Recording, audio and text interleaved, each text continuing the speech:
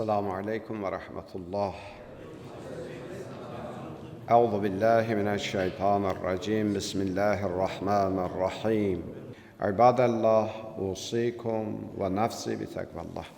Əziz möhtərəm müminlər, günlərin seyyidi cümə günündə, məkanların alisi Allah evində, əvvəla özümü və sizləri ilahi təqvaya riayət eləməyə dəvət edirəm. Allah mütəal bizləri təqvalı yaşamaqda müvəffəq eləsin inşallah.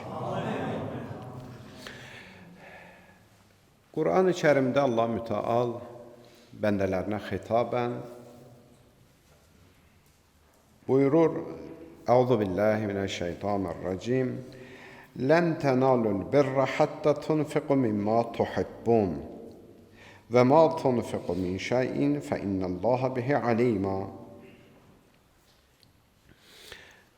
Allah yolunda sevdiyiniz şeylərdən, sizə əziz olan şeylərdən keçməyənə qədər xeyrə nail ola bilməzsiniz. Uca məqamlara, ali dərəcələrə nail ola bilməzsiniz. Sizin nə xərclədiyinizdən şübhəsiz ki, Allahın xəbəri var. İndi bu ayə-i şərifədə sizin sevdiyiniz şeylər deyərkən, mümkündür birisinin sevdiyi şey mal olsun, pul olsun. Bir başqası üçün dəyərli bir şey var, bir hədiyyə var ona, bir libas olmuş olsun. Bir insan üçün sevdiyi şey onun izzəti, qüruru, abrı, həyası olsun. Dinimiz deyir ki, insanlara fayda vermək üçün bəzən bunlardan xərcləməlisən, bəzən bunlardan istifadə etməlisən. Bunlardan istifadə etməyənə qədər sən ali məqamlara yetişə bilmərsən. Bu xüsusiyyətin adına bizim dildə deyirlər xeyrxahlıq. Xeyrxah tərcüməsi, kəlmənin tərcüməsi xeyrxah kəlməsinin sözü xeyr tələb eləmək, xeyr istəməkdir. Bu xeyr mənfəət güdmək deyil. Xeyrxah insan cəmiyyətin xeyirlərini axtaran insandır. Cəmiyyətin xeyrini düşünən insandır. Belə insanlara deyiblər tarix boyu xeyrxah insanlar. Və Allah da biz bəndələrini bu cür görmək istəyir. İstəyir biz xeyrxah bəndə olaq. Cəmiyyətin xeyrini istəyən bəndələr olaq. Və bu cəmiyyətin xeyrini istəyən insanlar özləri də səy göstərməlidir. Yəni mövzumuz yardım deyil, sədəqə vermək deyil. Mövzumuz xeyr işlər görməkdir. Bunlar fərqli bir məsələlərdir. Mümkündür bir insan görərik ki, çox sədəqə də verir, çox ehtiyaclı insanlara da əl tutur. Sadəcə mənfəətpərəstdir, mənfəətləri var bunun arxasında. Bunun bir təmənnaları var, buna təşəkkür eləsinlər, bunu yaxşı insan kimi tanısınlar, buna hörmət eləsinlər və s. və ilaxır. Xeyrxah insanlar o insanlardır ki, şəxsi mənfəətini güdmür, cəmiyyətin mənfəətini güdür, insanlığın mənfəətini güdür. Bir dəfə Həzrət Musa əleyhissalam Allahla danışır, Kəlimullahdır da Həzrət Musa əleyhissalam. Dedi ki, İlahi və Rəbbi, mənim hansı əməlim səni razı salır? Hansı əməlimə görə məndən razı qalarsan? Mənim namazım səni razı salır. Nida gəldi, ya Musa, namaz sənin özün üçündür. Namaz cəhənnəm ateşindən bir sipərdir. İlahi, bəs orucum, dedi, ya Musa, oruc da sənin özün üçündür. Təqvavı gücləndirir. Bəs zikirlərim İlahi və Rəbbi, dedi ki, ya Musa, zikirlərin də sənin özün üçündür. Zikirlərində sənin qəlbinin aramlığını yaradır. Sən onun vasitəsindən aramlıq tapırsan. Hansı əməlini saydı, dedi, ya Musa, sən özün üçündür.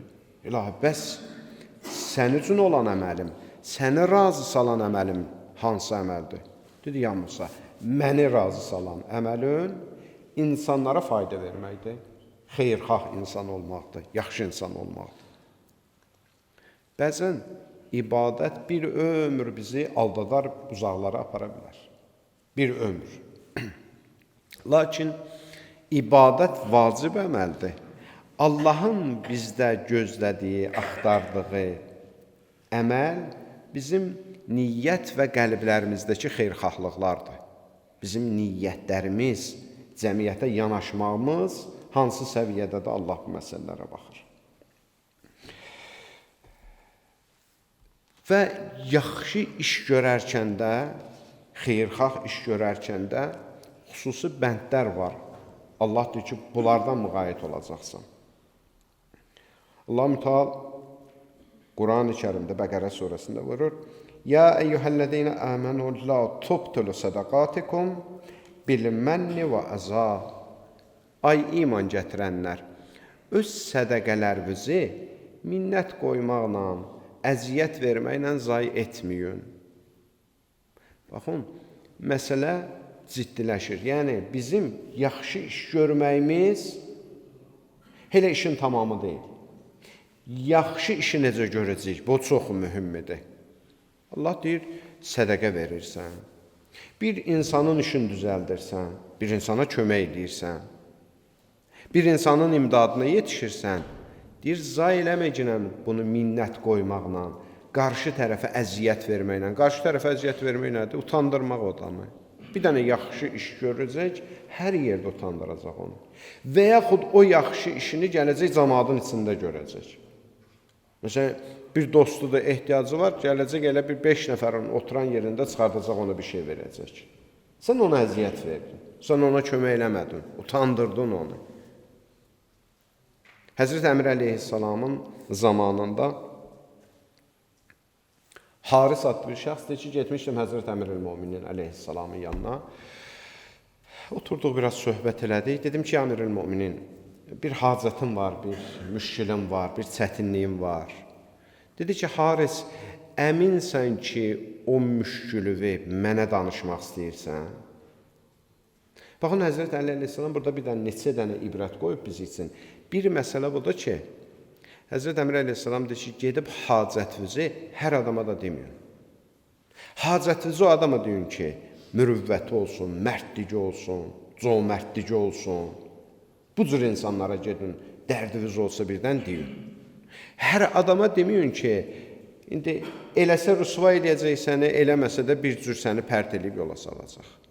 Hər adama da deyir, deməyin sözünüzü, sirrinizi. Baxın, Əmir-ül-Müminində deyir ki, Haris, əminsən ki, o hacətvi, o üzvün abrını mənim yanımda açmaq istəyirsən? Haris dedi ki, Əmir-ül-Müminin, səndən yaxşı kişi mən tanımıram ki, ona gedim deyim hacətimi. Təbii ki, sənə deyəcəm. Həzrət Əli əleyhissalam durdu, o çıraq ki, yandırmışdı, onu söndürdü. Gəldi Harisin yanında oturdu, üzbəüz oturmadı onunla. Yan-bayan oturdu Harislə. Haris xəbər aldı ki, Əmir-ül-Müminin, niyə çırağı söndürdün? Dedi, Haris, çırağı buna görə söndürdüm ki, mənə hacət deyəcəksən. Üzün üzümə baxanda sən utanmayasan, mən də sənin o əzab çəkdiyini görməyim. Həmişə o istəyən tərəfin bir üzü utanar da deyiblər, dədədən, babadan bu cür deyiblər də, bir üzü onun utanır da. Sən elə şərait yaradı onun üçün ki, də utanmasın da zaten dilə gətirir də, müşkülünü sənə deməyə, hacətini sənə deməyə. Və ardıca Həzrət Əmir əleyhissalam buyurdu ki, bir müminin bir hacətini həll etmək 70 qəbul olunmuş həccin savabından üstündür. Yəni, məsumlar bu yolu, bu sirəni qoyublar biz üçün. Bu cür bizdən istəyiblər ki, insanlarla bu cür rəftar edək. Və eyni zamanda da bir ümid verdin, bir söz verdin ki, bu işi görəcəksən, o işi gör. Öncədən ümid vermə. Ümidləndirmək bir insanı çox pis bir işdir. Hələ onun ümidini sarsıdacaqsansa, görməyəcəkən bu işi. Məşhur bir hadisədir, hamınız da eşitmişsiniz də, o şahın sarayının bir gözətçisi var idi, qapıçısı var idi da, nökər idi. Qış vaxtı idi da, əyni yalın idi, bir köynəyi var idi, soyuqda dayanırdı hər gün orada. Bir gün şah saraya girəndə gördü ki, bu dayanıb bir köynəkdə. Dedi, sənin əynində niyə qalın paltarın yoxdur? Dedi, şah sağ olsun, yoxum da elə, olanın bu köynəkdir də. Dedi, narahat olma, mən gedim saraya, tapşırıq verim, insan üçün isti paltarlar göndərsinlər. Şah da girdi içəri, vəzir, vəkil bunu qarşıladı, əyyanlar, eş, işrət, başı qarışdı, da indi o qulduda qaldı orada, yaddan çıxdı. Bir gündən sonra şah sarayından çıxanda gördülər ki, həmin şəxs ölüb, dünyasını dəyişib. Amma bir kağız yazıb, əlində bir kağız var. Açdılar, gördülər, yazıb ki, mən illərdir bu soyuq havada bir köynəklə dayanırdım. Amma şah sağ olsun, mənə ümid verdin. Gözlədim, indi isti paltar gələcək. Bu saat isti paltar gələcək, gəlmədi. Ümidsizlik məni öldürdü. Ümidsizlik məni məhv elədi. Bəzən insanları ümid verib yerinə yetirməməklə onları məhv eləyirik. Ümid verməyək. Bacarmayacağın işi vədə vermə. Və yaxud düşünürsən ki, bəlkə düzəldə bilərəm, yenə də onu arxayınlaşdırma. 100% söz verməyəcəklə də ona. Nəticələri ağır olur bunlar. Ona görə Quran-ı Kərim buyurur, ya eyyuhəllədiyinə əmənun, la tubtilu sədaqatikum bil-mənni vəl-əza. Kəlləzi yunfiqu mələhu ri'a'ən-nas və la yu'minu billah və yevmil-axirə. O insanlar kimi eləməyin ki, onlar nə axirətə iman gətiriblər, nə Allaha iman gətiriblər və öz işlərini minnət qoymaqla zayi edirlər. Siz özünüzü kafirlərə bənzətməyin, müşriklərə bənzətməyin. Onların axirətə inamları yoxdur. Siz də bu cür iş görməyin ki, insanların ümidini sarsıdmayın ki, ayə buyurur, ardıca deyir, sizin minnətlə gördüyünüz iş. Bir dəfə bir yaxşılıq edib 50 yerdə danışdığınız iş buna bənzəyir. Dağın üstündə bir ovuc görərsən, toz torpaq olar, bir külək gəlməyə əmin, Quran deyir bunu, aparar onu. O qayanın başı qalar lüt. Düşsün, əməllərimiz də bu cür aradan gedir. Düşünməyinən, mən 50.000 manat sədəqə vermişəm. Bunu düşünməyinən, gör o sədəqənin 1 manatını, o köməyin 1 manatını qoruyub saxlaya bilmirsən, bu çox mühümdür. Bu çox mühümdür. Və yaxud tək malla da ölkə bu cür məsələlər. Sənin bir yerdə sözün keçir. Sözün keçir, sözündən istifadə eləcinə. Bir yerdə sənin hörmətin var, ged müşkilini həll eləcinə. Haradan pul xərcləməz ki? Kimin nəyi var ondan xərcləməlidir Allah yolunda. Özdə o qədər mühüm məsələdir. Bir şəxs gəlmişdi İmam Həsən-i Müçtəba aleyhissalamın yanına. İmam Həsən bizim ikinci imamımızın yanına. Ağa məsciddə idi, gəldi, dedi ki, ağa, filan kəsə borcum var, borcun qaytara bilmirəm, filan qədər borcum var və məni təhdid edirdi, gəlib şikayət edib səndən həbs elətdirəcəm səni. İmam Həsən əleyhissalam dedi ki, Allah, üstümdə bir şey yoxdur, yəni bir pul yoxdur mənim üstümdə, indi sənə verə biləcəyim. Dedi ki, ağa, pulun yoxdur, ən azından o adam sənin sözünü eşidər. Məni üçün bir vasitə ol ki, nə? İmam Həsən əleyhissalam durdu, məsciddən çıxsın bu adamdan, geçsin bunun müşkilini həll eləsin. İmam Həsən əleyhissalamın yanında bir nəfər var, dedi, ağa, birdən unudarsan, sən etikaf halındasan. Etikaf budur da, əzizlərim. Məsələn, adam niyyət eləyər 3 gün. Bir, nə üçünsə, ibadət üçün, ya hacət almaq üçün 3 gün etikaf saxlamaq məsciddə, o 3 günün içində zəruri hallarda istisna, yəni bir dəstəmaz filan üçün icazəlidir, ondan başqa məscidi tərk eləyə bilmərsən. Gərək qalıb, o 3 günü məsciddə etikaf saxlayasan, ibadət eləyəsən.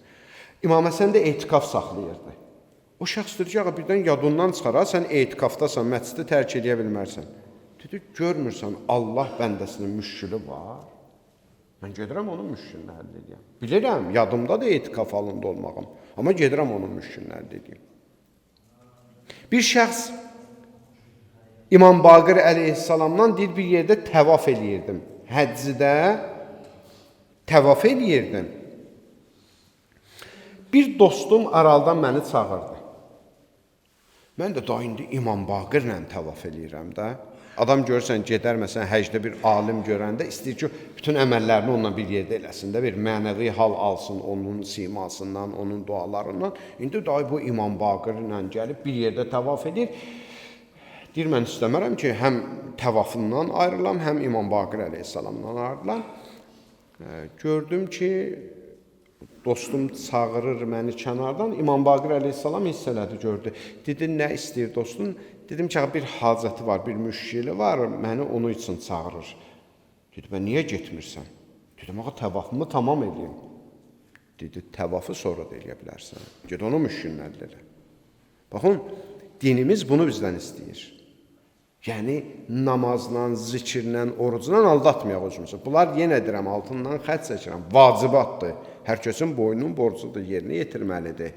Bunları biz üzböz gətirib qoymamalıyıq. Bəzi insanlar gəlir bu cür məsələlərdən sui-istifadə edir ki, həccə getmə, misal, get ehtiyaclara tut. Yox, həccə getmə demir dinimiz. Deyir, həccə də get, ehtiyaclara da tut. Niyə iki yaxşı şeydən birini sən vurursan ki? Niyə iki yaxşı şeyin ikisinə də təşviq eləmirsən ki insanları? Niyə deyirsən ki, məsələn, öz şəhidlərimizə ağlayaq, Həsən Hüseynə ağlamayaq? Niyə birini vurursan ki? Dünəcə ilə İmam Həsən, İmam Hüseyn bizim dini dəyərlərimizdir. Mübariz İbrahimov, Polad Həşimov bizim milli dəyərlərimizdir. Elə ikisinin də yasını biz saxlamalıyıq. Niyə biri ilə birini vurmağa çalışırsan? Məqsədin nədir?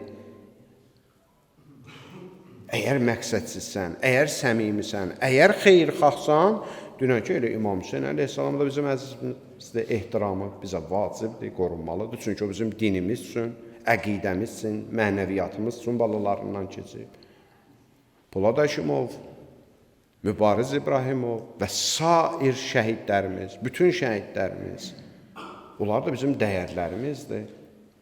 Belə o dəyərləri də bəzən bu sözlərlə hiylə eləyirlər, oyun oynayırlar. Əslində elə